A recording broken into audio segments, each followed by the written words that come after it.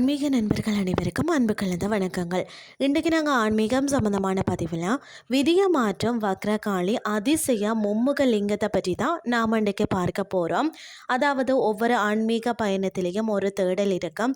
ஆனால் நம்மளுடைய வாழ்க்கையின் தடைகளை நீக்கி மன நிம்மதியை தரக்கூடிய ஒரு அபூர்வ தலம் தான் விழுப்புரம் அருகில் இருக்கக்கூடிய திருவாக்கரை. இந்த தலத்தின் வியக்கத்தக்க சிறப்புகளை தான் நாம் இன்றைக்கு பார்க்க போகிறோம். இந்த கோயிலில் மிகவும் பார்த்திங்கன்னா முக்கிய அதிசயம் இதன் மூலவர் தான். பொதுவாக லிங்க திருமேனிகள் உருண்டையாகவும் அல்லது ஆவுடையாருடனோ தான் இருக்கும். ஆனால் இங்கே மூலவர் மும்முக லிங்கமாக 3 முகங்களுடன் காட்சி தருகிறார். இத்தகைய அரிய அமைப்பை வேறு எங்குமே காண்பது அரிதுங்க.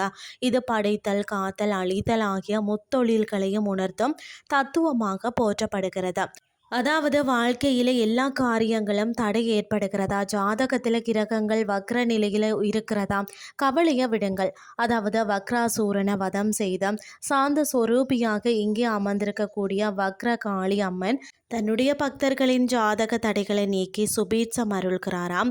பௌர்ணமி நாட்களில் இங்கு நடைபெறும் வழிபாடு மிகவும் சக்தி வாய்ந்ததாம்.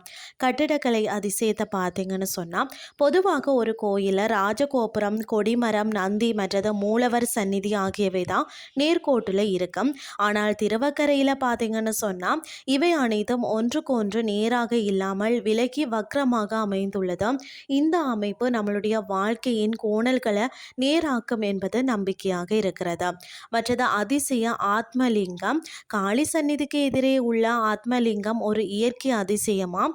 கோடை காலத்தில் குளிர்ச்சியாகவும் கடும் மழை காலங்களில் இந்த லிங்கத்தின் மேல் பகுதியில் முத்து முத்தாக நீர்த்துளிகள் அரும்புவதும் பக்தர்களை மெய்சிலிக்க வைக்கிறதுனே சொல்லலாம். வேண்டுதல்கள் நிறைவேறணும்னு சொன்னால், திருமண தடை நீங்கணும்னு சொன்னால் தீபலட்சுமி அம்மனுக்கு திருமாங்கல்ய கயிறு கட்டி எலுமிச்சை தீபம் ஏற்றி வழிபாடு செய்கிறார்கள். கோரிக்கை சீட்டு. உங்கள் கோரிக்கைகளை ஒரு சீட்டில் எழுதி இங்குள்ள சூலத்தில் கட்டி வச்சிங்கன்னு சொன்னால் அவை விரைவில் நிறைவேறும் என்பது ஐதீகமாக இருக்கிறது.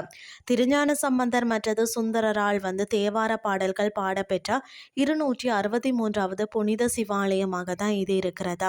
உங்கள் வாழ்க்கையில் மாற்றத்தை உணர ஒரு முறை திருவக்கரை சென்று அந்த மும்முக லிங்கத்தை வக்ரகாளியையும் தரிசிச்சுட்டு வாருங்கள்னு சொல்லி கூறிக்கொண்டு இன்றைய ஆன்மீகம் சார்ந்த பதிவை நிறைவு செய்து கொள்கிறேன்.